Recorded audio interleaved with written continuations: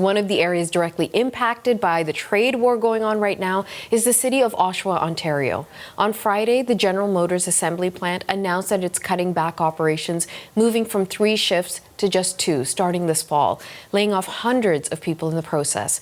For more on this, we have reached the Mayor of Oshawa, Dan Carter.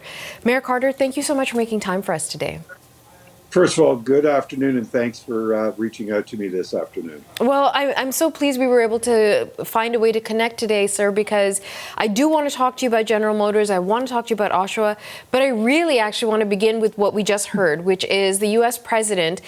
And not to put too cruel a point on it, sir, but again, he's saying, we don't need their cars, they're being us Canadian. We don't need their cars, we don't want their cars. You're the mayor of Oshawa. When you hear the most powerful president in the world say that, what are you feeling? What are you thinking? Well, I guess, one, you have to really take everything into context. You have to understand the individual that is speaking, and then you have to kind of really realize what is being said. And I mean, this is normal behavior by the President of the United States. What I do know is that the ecosystem that exists between Canada and the United States, especially with the auto industry, is an ecosystem that has worked really, really well. It benefits the United States in Canada, and it works very efficiently. So, I disagree in regards to what the president is saying, and I have to be absolutely honest with you. All the experts in the auto industry on both sides of the border are saying Canada and the United States auto industry works really well together. There's no need to untangle it.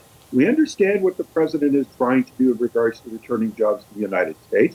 Canada realizes that we've got to create a higher productivity, and we have to find a way of being able to really look at our own economy and be more productive and more, innovative in regards to our trade barriers across this country and looking for opportunities within our country and new trading partners. But, I disagree.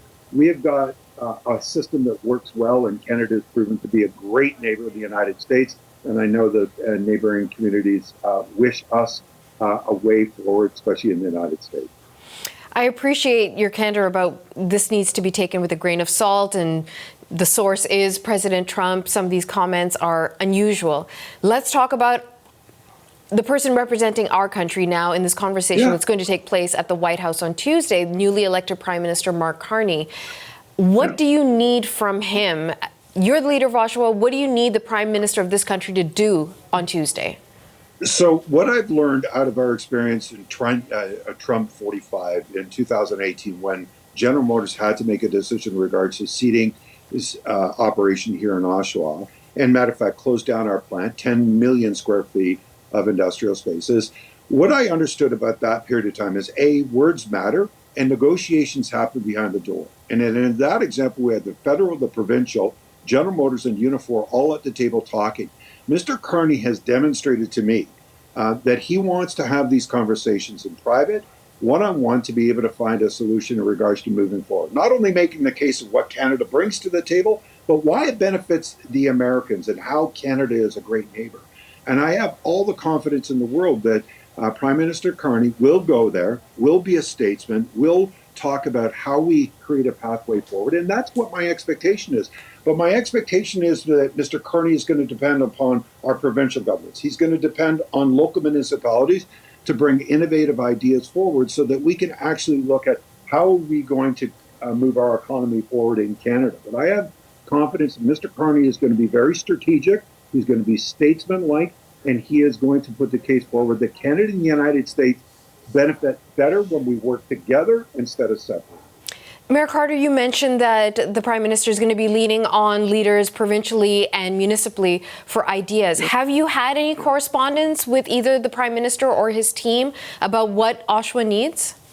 I have not, and I await that call with the Prime Minister. I'm looking forward to it, but I've had several conversations with Premier Ford and with Unifor and General Motors, and I'm really pleased about those conversations. And I know we have meetings, matter of fact, in the next 24 hours moving forward to talk about General Motors and creating innovative solutions in regards to protecting the Canadian auto industry. But I do invite both Prime Minister Carney. I know he's a busy guy, but I'd appreciate the opportunity to be able to share our experiences so that we can advocate and bring ideas forward. Again, this is going to take all levels of government. This is not a one-off. And by the way, we as Canadians, this is a moment for us. This is not for us to be divided. This is for us to be united. And this is a moment for Canada to truly stand up and say that we can compete on the world stage, and we have all the talent, the giftings, the productivity, and the innovation to be competitive around the world. So I'm just hoping that Prime Minister Carney has the opportunity to reach out to the great city of Oshawa. I hope he's watching. Who knows? And I hope so too. maybe he'll give you a call. But I hope so. let me ask you now, sir, closer to home, you referenced GM. Yeah. And you said it, you had to deal with this in the last Trump administration. Here we go again. Now, those layoffs are coming in the fall, but already that anxiety is setting in. You don't know what's going to come the next week. Just talk to me about the conversations that are taking place between you and General Motors and all the people who are affected by this.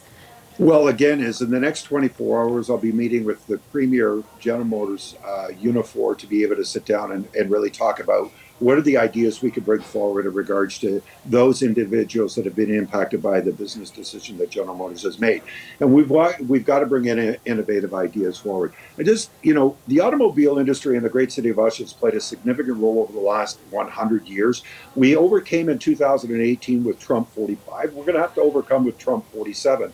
But one of the things that I'm really pleased about, and this is part of why Oshawa really reflects what Canada is, diversification has happened in my community in regards to not only our population, but our economy.